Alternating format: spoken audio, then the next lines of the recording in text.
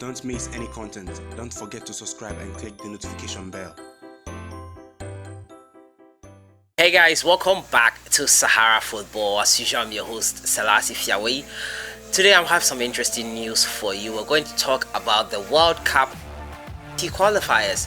Yes, it's going to start in September, and FIFA have announced the format of the tournament for our region, which is CAF. I'm also going to talk to you about the normalization committee. We're supposed to meet with the Ghana League clubs today for a meeting to decide the possible start of a national league, which has been off for close to over a year now, and we have not had the league reinstated yet. The meeting has been called off. I'll give you more details on that as well, and we'll also look at Kumasi Asante Kotoko's CAF squad Champions League campaign. I'm going to bring you more updates on that. It looks like AMOS FRIMPONG is going to be one of the players who will not be with the Porcupine Warriors come August 9th. As usual, I'm your host, Selassie. If you're new to the channel, I advise you to subscribe to this channel and to click on the notification bell to get more updates. Just jump right into it. I'll start off with the World Cup qualifiers. We all know the World Cup qualifiers are currently about to begin in September, and FIFA have revealed that 204 member countries are going to vie for 32 slots in the 2020 World Cup in Qatar. Yes, you heard me right. In the 204 member countries are going to vie for a spot in the 2022 World Cup campaign that will be taking place in Qatar. It has revealed the format for the CAF region and how the qualifiers will be played. It will start in September this year. Yes, it says here that the format for the CAF region, which usually has 5 slots, starts in September 2019. Now the round 1 will be played in September 2019. 28 member nations to play knockout matches, with the 14 winners advancing to round 2. Now the round 2 will take place from March 2020 to October 2021. The 14 winners of round 1 to join 26 other member associations to form 10 groups of 4 member association, with the 10 group winners advancing to round 3. Round 3 will take place in November 2021. The 10 group winners of round 2 to play knockout matches, with the 5 winners qualifying for the 2022 World Cup. The Coca-Cola FIFA rankings will be used for seeding of round 1. So the Coca-Cola FIFA rankings will be used in this entire process to find out which countries will be playing in the round 1. That's how the format will be. Round 1 is in September 2019, and the draw will be held today, the 17th of July. Yes, we will know which country Ghana will be facing in particular, which country Nigeria, which country we will be facing in the FIFA 2022 World Cup qualifier. So it's in 3 rounds, and this is how FIFA have announced the able to expand it to 48 countries in the 2022 World Cup. It will be, however, be the case for the 2026 World Cup in the United States of America and Canada, as well as Mexico. So it's going to be very interesting. Who do you think the Black Stars? Do you think the Black Stars can make it this time around after missing out on Russia 2018? Let me know your thoughts in the comments box on the formats that FIFA is going to use for this FIFA World Cup qualifiers, starting in September 2019 through to November 2021, where we will find out who exactly will be heading to Qatar for the 2022 World Cup. I move on to my next story, and it has to do with the Ghana Football Normalization Committee, and it's quite interesting that we have still not gotten our league back. Last year, June 6th, 2018, AMOS released an expose on Ghana football that showed the rot and corruption issues pertaining or prevailing in the league up until that point. Now that led to the removal of then GFA boss Kwesi Nyantechi from his post as the head of the GFA, and he was replaced by a normalization committee by FIFA. He lost his position as the FIFA Council Executive and CAF Executive Committee member as well. Now, following that incident, the league was ongoing at that time and it had to be halted. We did not have football for close to 7 months before a normalization committee special competition was held to help us get our representatives for Africa. Now, following the work of the normalization committee, they are supposed to put in place measures for an election to elect a new body to form up the Ghana Football Association, structures in place, the necessary structures and statutes in place for a football league.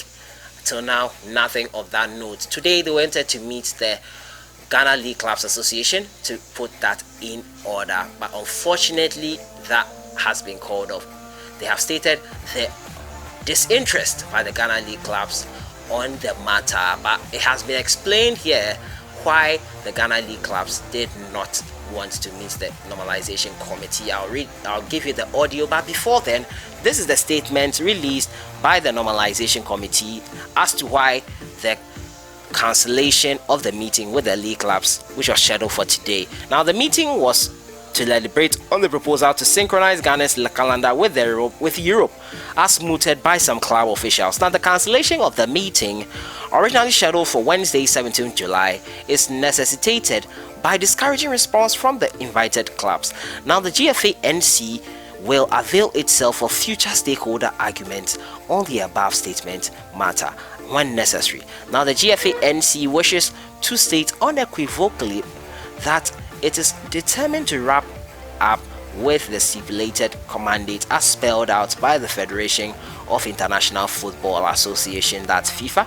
The public is therefore urged to regard as false any contrary information surrounding the GFA NC supposed intent to further seek an extension of its mandate. So that is it with the GFA Normalization Committee and the Ghana League Clubs Association failing to meet today on the way forward for the league. We'll have a listen to why this is the case by a member of the Ghana League Clubs Association. For the Ghana League Clubs Association, our interest is not in a subset of football. Our interest is in a holistic approach to solving the football. What is the state of football in Ghana? That's what the clubs are interested in, not pick and choose. We had written letters to them some time ago and decided to answer some and not to answer some. Now you're calling us for a debate on the league. The league is not football. Football is bigger than the league. We want a roadmap. We want a clear understanding. We want to know what's happening to the 3 conditions that they were given by FIFA. This is what we want to know. We invest money and we invest energy and we invest our resources into a product. How can we plan if we don't know what is going on? Clearly, if they are saying that the clubs are showing a disinterest, it's because the clubs have a vision of football. They don't have a vision of league. The league is not football. Football is bigger than the league. And therefore, the NC should come again. We are looking for a clear roadmap to be able to arrive at reforms and elections and handover. That is what the clubs are interested in. You heard the audio there on why they were dilly-dallying and didn't want to meet the GFA NC on the matter. They said they are not concerned with just the league, but with every footballing activity or everything in the country in terms of sports and footballing. Let me know your thoughts in the comments box concerning this matter. Do you think the GFA NC are right to cancel the meeting? Do you think the clubs are wrong for not going for that meeting? Your thoughts on everything concerning Ghana League football in the country and beyond. Let me know your thoughts in the comments box. They are much welcome. And to my final 2 stories, and I'm going to be on AMOS. FRIMPONG reportedly has been eliminated from the KOTOKO squad for the CAF Champions League. Rumors are going around because it's reported that AMOS FRIMPONG could be leaving the club Kumasi Asante KOTOKO for a Guinean side, which is not clearly known yet. So the drafted names that have been presented to CAF for the Champions League campaign, which begins on the 9th of August, AMOS FRIMPONG, who was the captain of the side in last campaign, is set not to be there any longer. I'll let you guys know as and when I get any updates on that. Asante KOTOKO have omitted long-serving defender AMOS FRIMPONG from the CAF Champions League squad submitted to CAF a fortnight ago. Now, the Porcupine Warriors registered 27 players for the competition, dropping the team's captain to the amazement of many. It has, however, been revealed that the player has been granted his request to leave the club by the management. A request FRIMPONG surprisingly debunked a few days ago. Meanwhile, the latest limited development suggests that the 27-year-old has attracted firm interest from Guinean heavyweights Callum Stars, and a deal is likely to be finalized in the coming days. According to reports, the Conakry-based side have contracted the management of the Porcupine Warriors for the availability of the versatile defender, an asking price has been communicated to them. Now, Asante Kotoko squad is undergoing medicals at Adajako training ground as they look to complete registration of new players to add up to the 27 submitted to CAF. Since joining Asante Kotoko in 2011, AMOS FRIMPONG has won 11 major trophies with the Porcupine Warriors, 3 league titles, 2 FA Cups, 2 President Cups, 2 Swag Cups, and 1 Super Cup, the maiden edition of the Normalization Committee Special Competition. So that's the latest on AMOS FRIMPONG.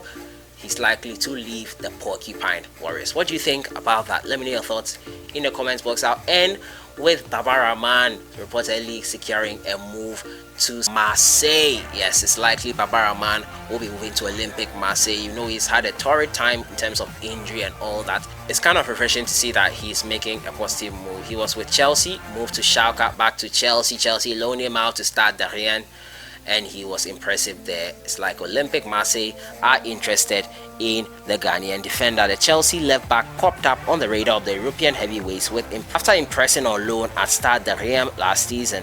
Rahman, who is in the books of the Chelsea English side Chelsea, is yet to establish himself with the London club and has spent most of his time on loan.